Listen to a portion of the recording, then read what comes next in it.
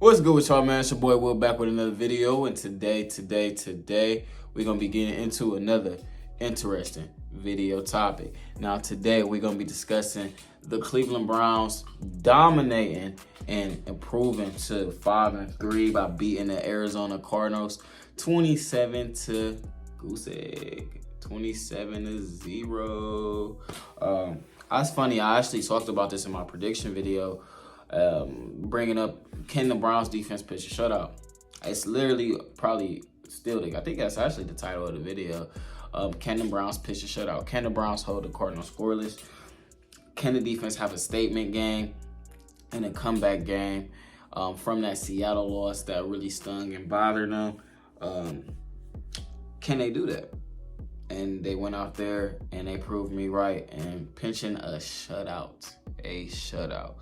Now, everybody probably wants to talk about the quarterback, so let's get into it. You know, we ain't gonna push that off last. Let's talk about it. Let's get into it. Deshaun. Where should I start with Deshaun?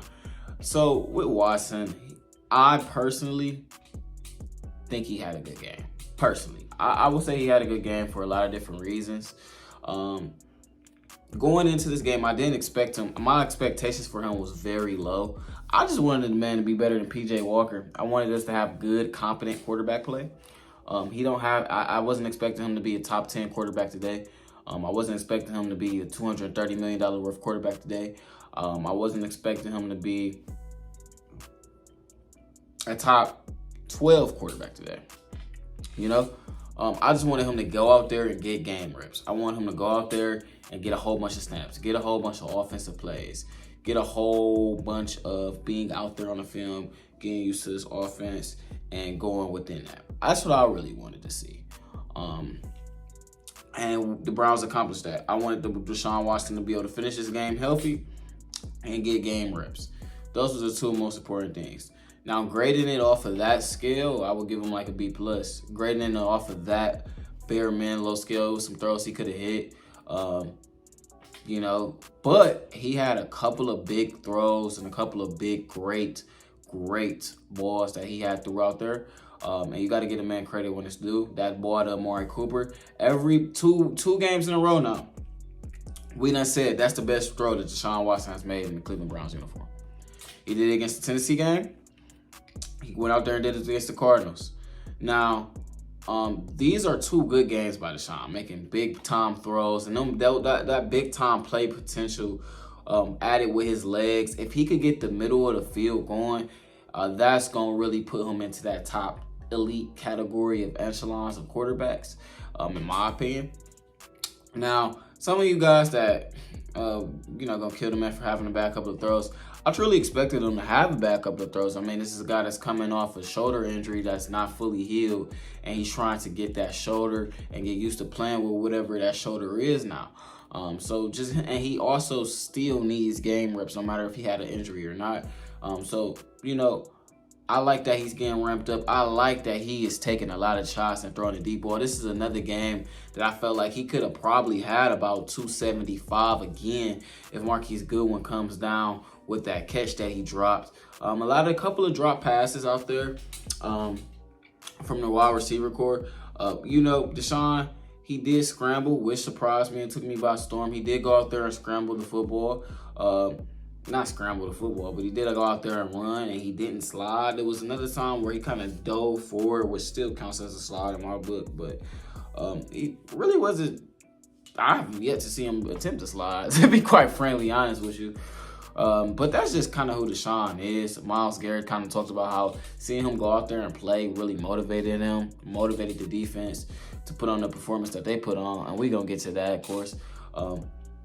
But I really just like how Deshaun led his team and went out there and really performed as a leader of this football team. You know, this didn't look like a Myles Garrett-led team. It looked like they were falling under their leader, Deshaun Watson. And that ball to Cooper was nasty, man. Like, nasty. He dropped that in a bucket. Like, that right there is some top-tier chemistry. If Amari Cooper and Deshaun Watson can keep building on what they got, that's going to be a true 1-2 punch. And if Deshaun didn't miss a couple of games, the only game that's gonna really affect Coop, I think, is the Colts and the Ravens game. There's only really 2 bad games. Coop should still be on a pace for a career year. With the games he's having out there with Deshaun, I think he's averaging about damn near 90 yards a game underneath Deshaun this year alone. Deshaun Watson also improved to 7-4 as a Brown. So doing pretty good for the worst trade in franchise history. The Browns are also 4-1 when Deshaun Watson starts and finishes a game.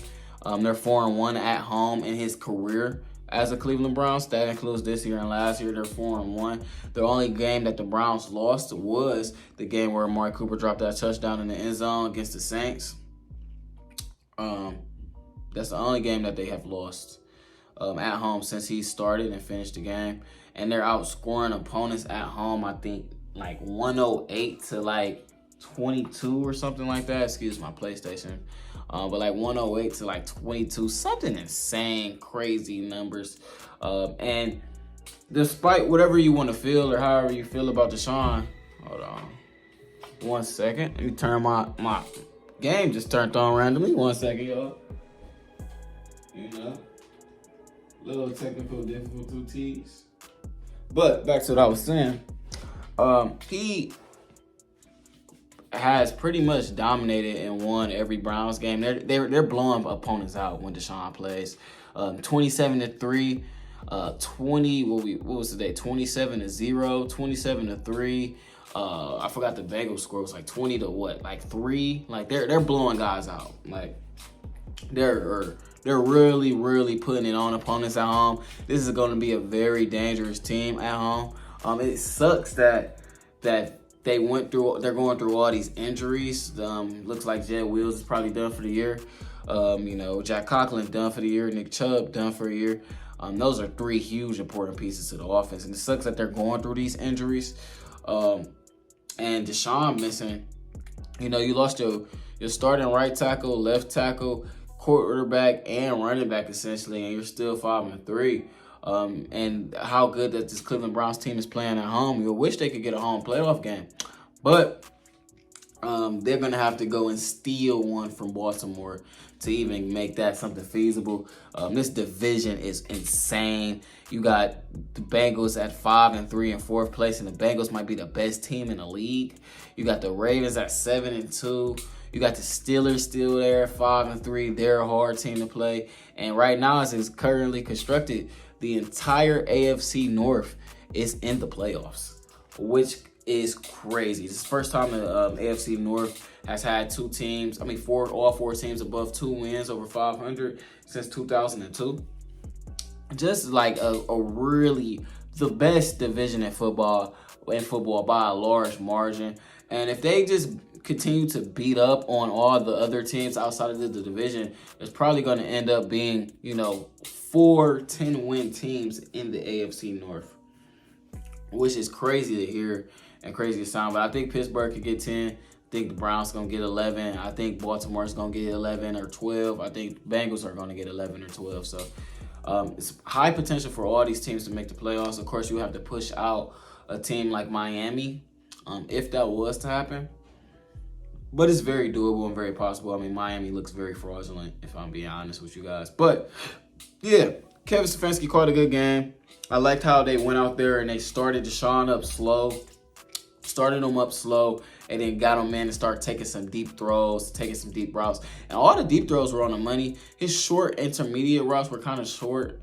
But his deep throws were on the money. Don't know what that is. Deshaun also got to get better with his mechanics. Now, the thing I will say about his footwork and his mechanics is that also comes with game reps. He's not out there playing football.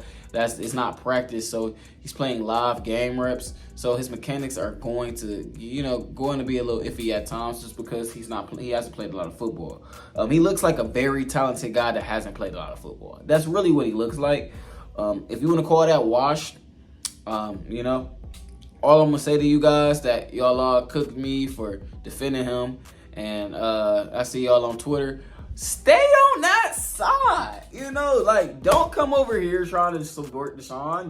Don't come over here trying to say he's a good quarterback. Don't come over here saying that he had a good game.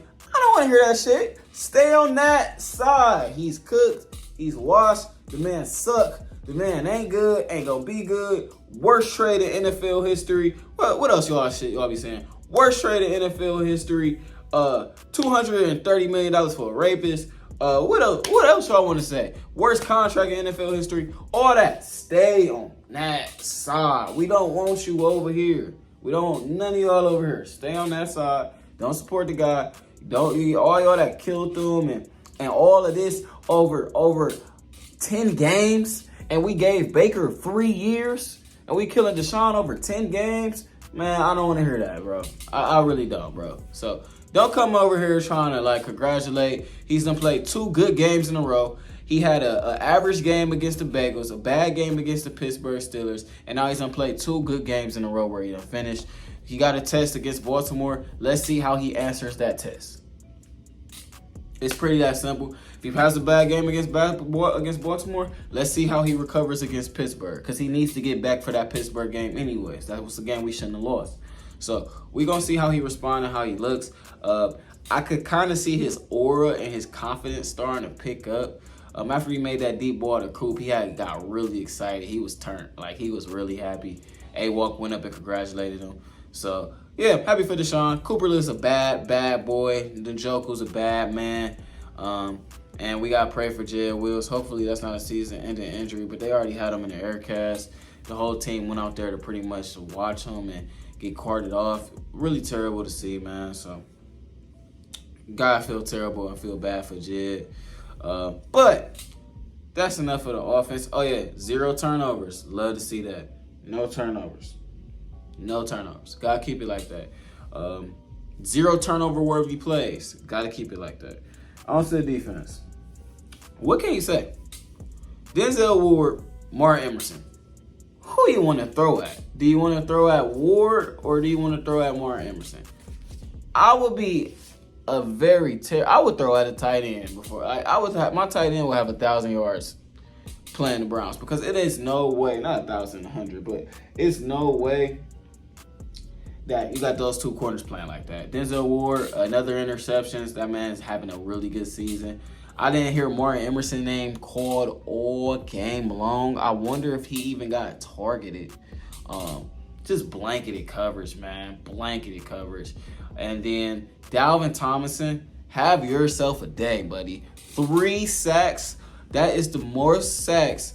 That's 3 sacks is more sacks than any Browns defensive tackle had combined last year. Have yourself a day, Dalvin Tomlinson. It's good that Myles Garrett is actually getting some help. 7 sacks, 3 to Dalvin Tomlinson, 1 to Myles, 1 to Zadarius Smith, a couple of split-up tackles. I think Shelby Harris actually got a strip sack. Myles Garrett got a fumble recovery. Myles Garrett is now tied with T.J. Watt right behind DeAndre Hunter for that sack leader. And this defense is rocking and rolling. JOK's snap count has been down. I wonder if Jim Schwartz is just not a fan of JOK or what that got to do with. But his snap count has been down. You survived this game without Greg Newsome, which is really good. And for all you guys that's going to say, well, they played the Cardinals. Can you tell me that the Cardinals beat the Dallas Cowboys? When's the last time the Cardinals has been shut out? The Browns has had by far the most important and impressive win playing the Cardinals. Yeah, it's just a crazy game that they went out there and did, and how they played. And they got a really, really big test next week. And we're going to really see what everybody about. We're going to see what can Deshaun do going up against Lamar, who's having an MVP year. You got Stefanski going up against Harbaugh. You got this defense going up against this Ravens offense. And then you got this Ravens defense going up against this Cleveland Browns offense. If the Browns can beat the Ravens, that'll make the division race very, very, very interesting. We have 6-3, probably 4 6-3 teams. The Browns, of course, having a tiebreaker on the division, but that would be very, very insane going into this long stretch of games. If the Browns could get through Pittsburgh and Baltimore, which is going to be, don't get me wrong, guys, these are going to be very extremely difficult to do. But if they could get through those, they'll be in really good position to take over this division.